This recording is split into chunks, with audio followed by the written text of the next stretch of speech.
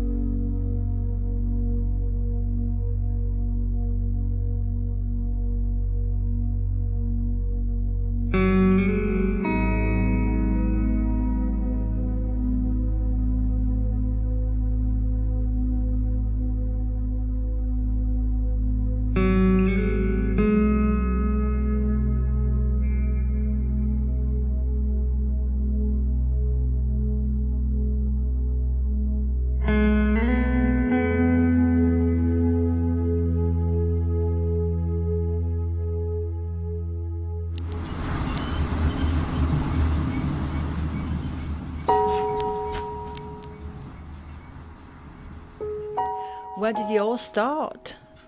What a question. I think that in September last year, when I was at college and I was doing art, I realized that something within me broke.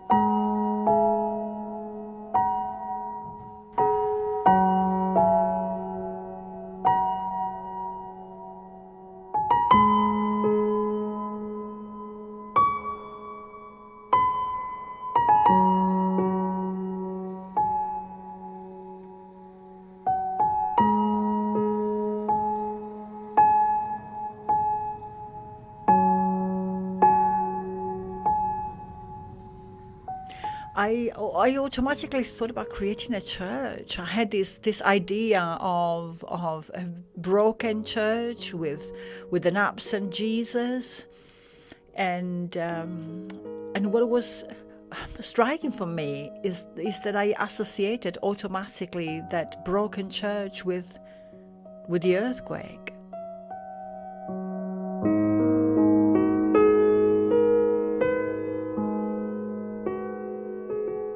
It is at that point that I've realized that it is time. It is time for me to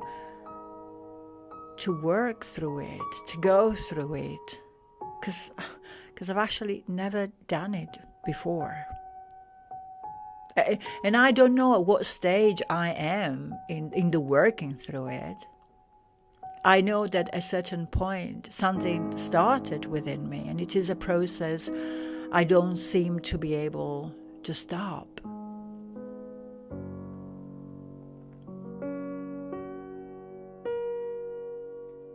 And you know, when I thought about church, I automatically connected that the broken church and this absent Jesus with the broken cross, with a Christos who were actually holding the arches in the towns after the earthquake, and with these two iconic churches with the numbered stones which have been rebuilt following exactly the positions as they were before.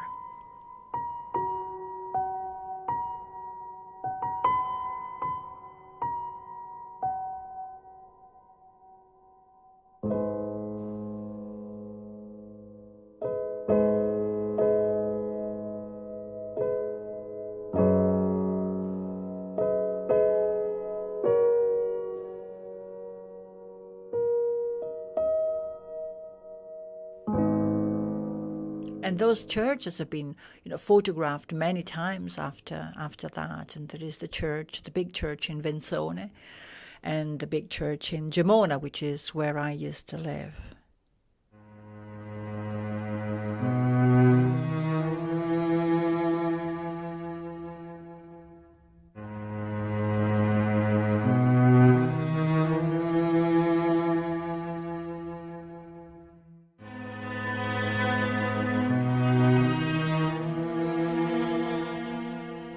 And from a therapeutic and existential perspective, and a spiritual perspective also, within me there was this concept and this idea of being abandoned by God. Is there a reason for what has happened? Or is it just by chance? And we give a reason to what has happened. We need to create a meaning, to give a sense of justification for what has happened, because otherwise we are not able to go on. From a purely, therapeutic perspective, an existential perspective, we know that, of course, we constantly live within the dichotomy of life and death. We know that people will sooner or later let us down. People do betray people. This is part of, like therapy 101. There is no future planning, because in the end we cannot foresee how our future will go. And people are unreliable, and stuff happens just by chance and by coincidence. And we all have to die. We all have to die.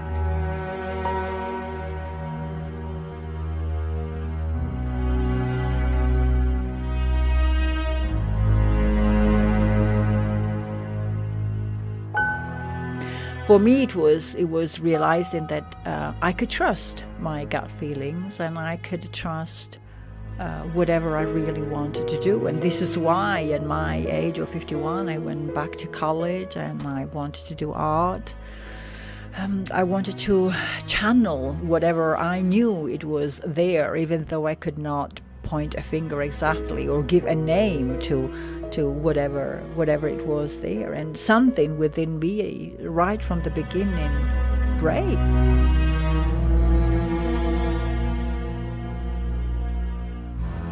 And also realizing how much need for a validation I still had, because within me there is still a part which is hurt, very vulnerable, and hurt part within me that still needs soothing.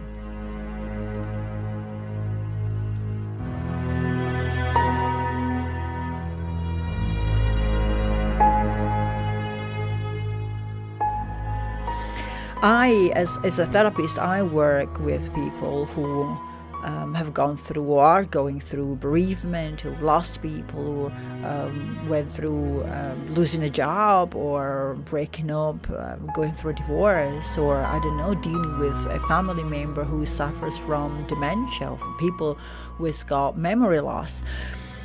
And it strikes me incredibly, this idea that we do have with legacy, and what is it that we bring within ourselves and to the world, that we give to the world.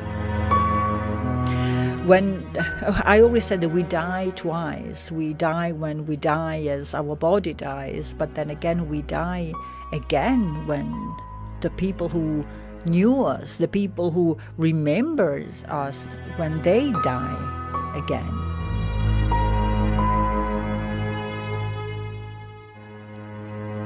I've always asked myself, who's going to remember me when I die?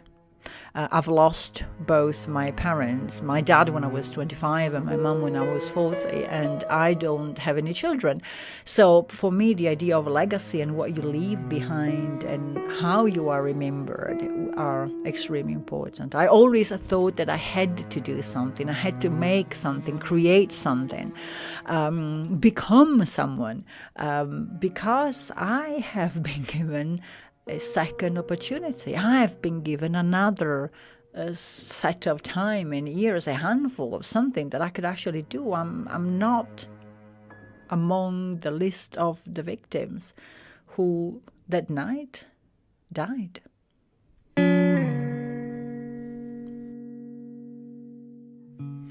We create monuments, and we organize remembrance days, and we build mausoleums, and we create rituals, and we codify singing songs and things all connected with memory and remembering people. But why in the end do we do it? For me, what was important was to tell truth.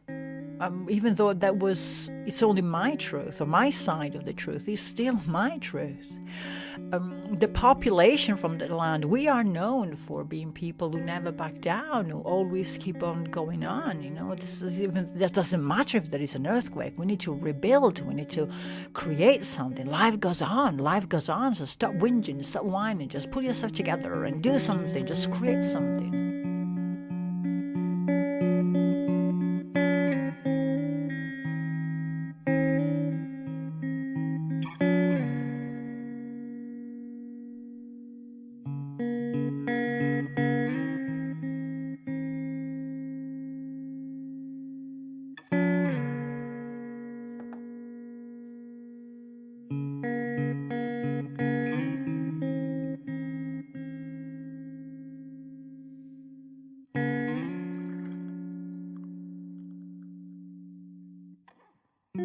But there is also the need I think that there is, for me, the need to acknowledge that there is pain and there is fear. Fear and pain and this sense of vulnerability and fragility within us, because we have been we're being obliged to deal with sudden loss, unmeasurable loss. And we just can't go there and work and clean and create and make another church and build another house. We have got to find a time to sit and mourn.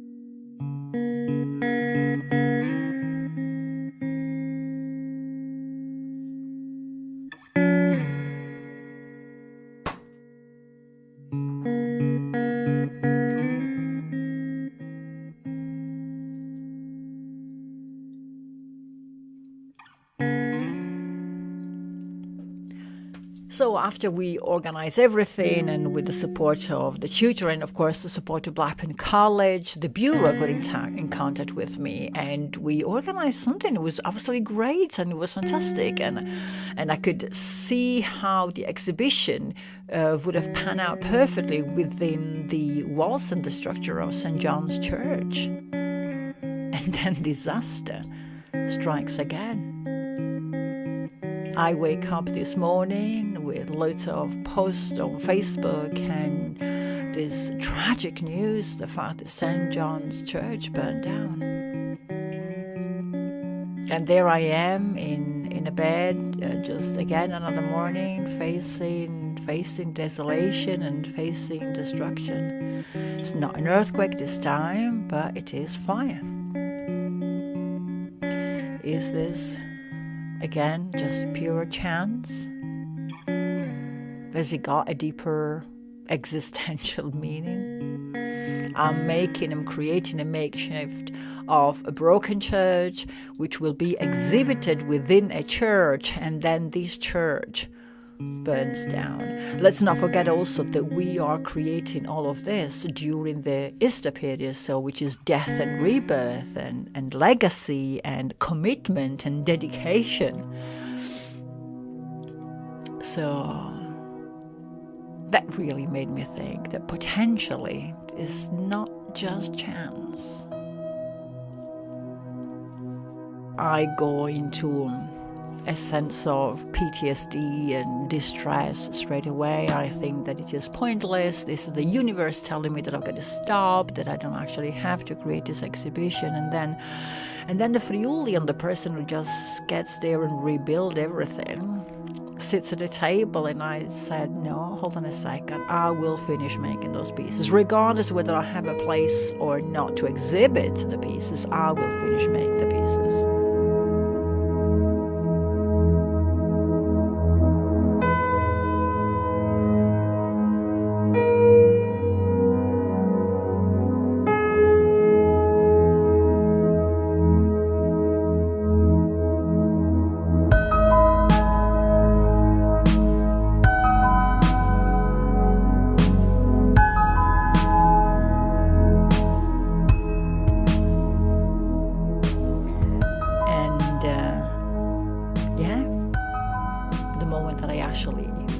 The last piece and break the last piece is the afternoon that I receive this email from the bureau saying that they have found another place for me, and this time it's gonna be Blackburn Cathedral. Wow. Tell me again that this is not coincidence. Is it, I don't know, God playing chess or hide and seek with me?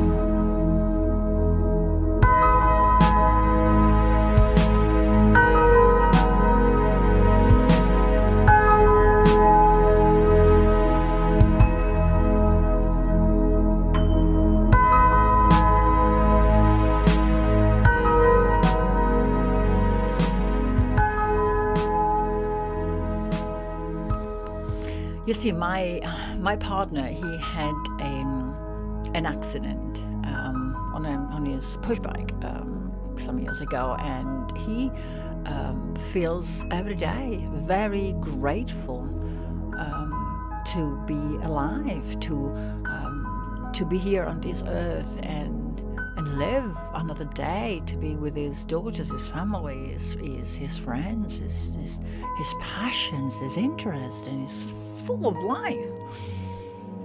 And I still don't feel grateful. I don't see a gratitude in being alive.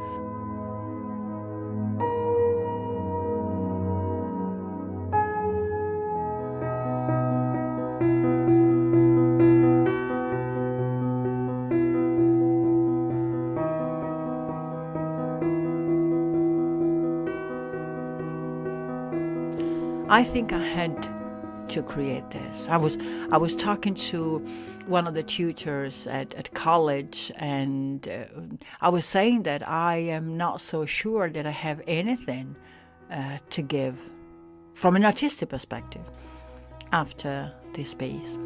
I don't know.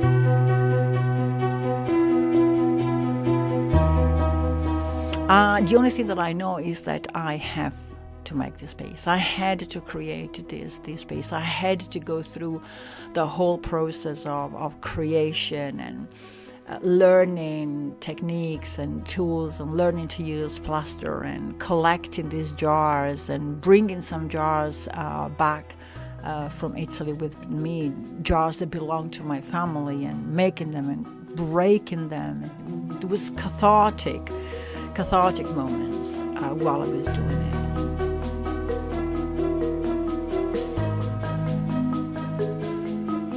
I owe it to the people who passed away. I owe it to the woman with no name in the list of the victims. Who was she? Somehow, sometimes when I see this line that says this corpse of an unidentified woman, I'm thinking that could be me. No one remembered her. No one thought that woman could have been her. How tragic is that? What is the meaning of the life of this woman? And at the same time, what is the meaning, if it has any, in my own life?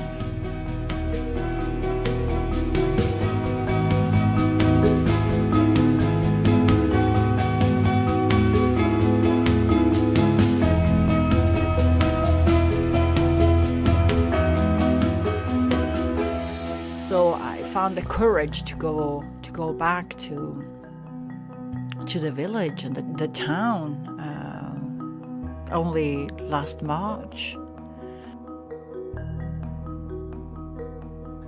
And still my memory was like if it was frozen in time. When I was 8 years old, I could recognize where my school would have been. I recognized where my house was.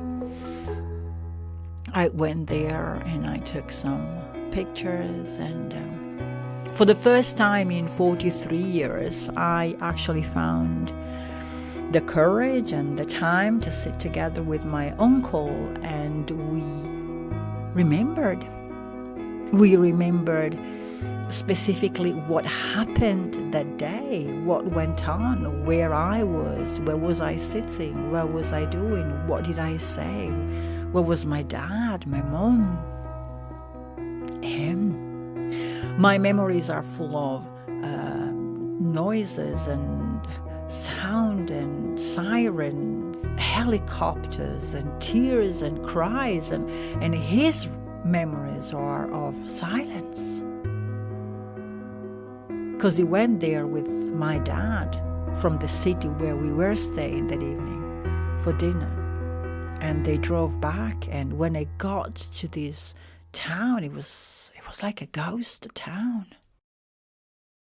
It was just silence. Because the people, they were all under the houses, or either waiting to be rescued or already dead.